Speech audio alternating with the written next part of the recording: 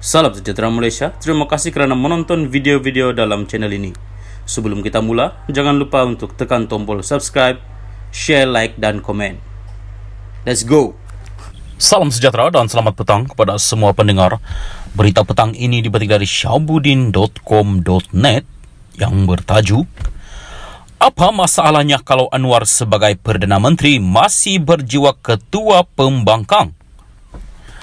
Anwar Ibrahim adalah pemimpin pertama di negara kita yang berjaya melompat terus daripada kerusi ketua pembangkang kepada Perdana Menteri. Dengan itu, beberapa pihak terutama PN yang Anwar berjaya turunkan tarafnya daripada kerajaan kepada pembangkang terlihat kurang senang dengan beberapa tindakannya yang didakwa masih seperti ketua pembangkang walau sudah bergelar Perdana Menteri. Terbaru, Hamzah Zainuddin yang baru dilantik sebagai ketua pembangkang tidak terkecuali turut mengingatkan Anwar bahawa beliau kini adalah Perdana Menteri. Sebagai Perdana Menteri, Anwar mesti bertindak sebagai Perdana Menteri, bukan lagi seperti ketua pembangkang, kata Hamzah. Ketidaksenangan PN terhadap tindakan Anwar yang didakwa masih seperti ketua pembangkang itu adalah berikutan beberapa pendedahannya sejak menguasai Putrajaya mengenai wujudnya kepincangan dan mungkin wujud salah laku dalam kerajaan terdahulu.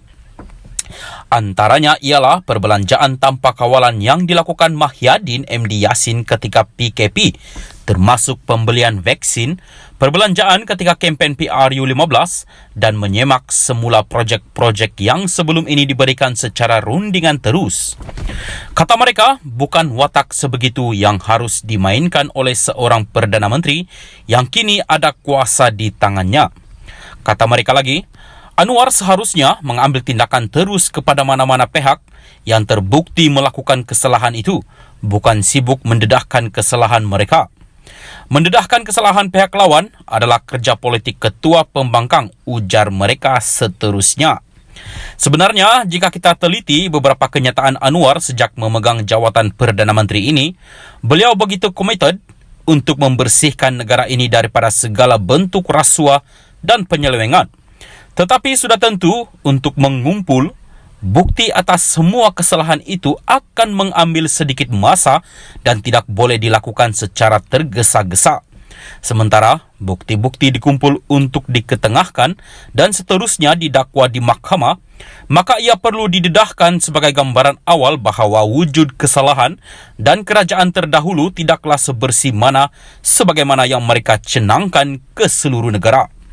Beberapa projek yang didedahkan dan disemak semula jelas didapati memang menelan belanja yang tinggi dan seterusnya komitmen Anwar ialah untuk melakukan secara tender terhad dengan matlamat utama agar wang rakyat berjaya diselamatkan selain projek yang dirancang tetap dilaksanakan.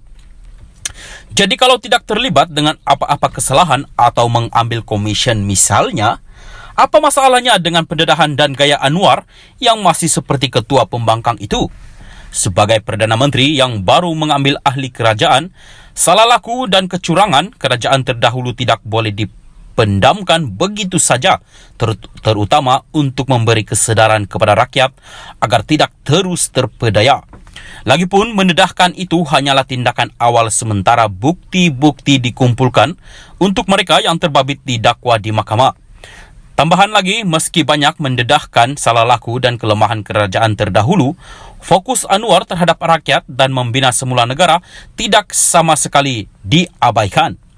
Pendedahan itu juga bukan retorik kerana selama dalam pembangkang sebelum ini, banyak pendedahan yang dilakukan Anwar dan pasukannya akhirnya terbukti kebenarannya.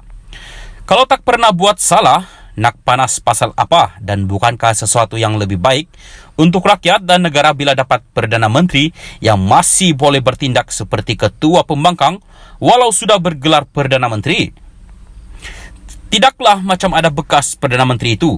Jangankan nak buat apa-apa pendedahan secara terbuka, bercakap dengan media pun langsung tiada keberanian. Asyik-asyik dengan perutusan khas dan kenyataan media berbentuk PDF saja sebagai ulangan aksinya. Hakikatnya, tiada apa-apa yang tidak baik bila Perdana Menteri masih berjiwa ketua pembangkang. Sebaliknya, yang rosak hanyalah jika Ketua Pembangkang cuba berlagak seperti Perdana Menteri. Syabuddin Hussein, 22 hari bulan 12, 2022.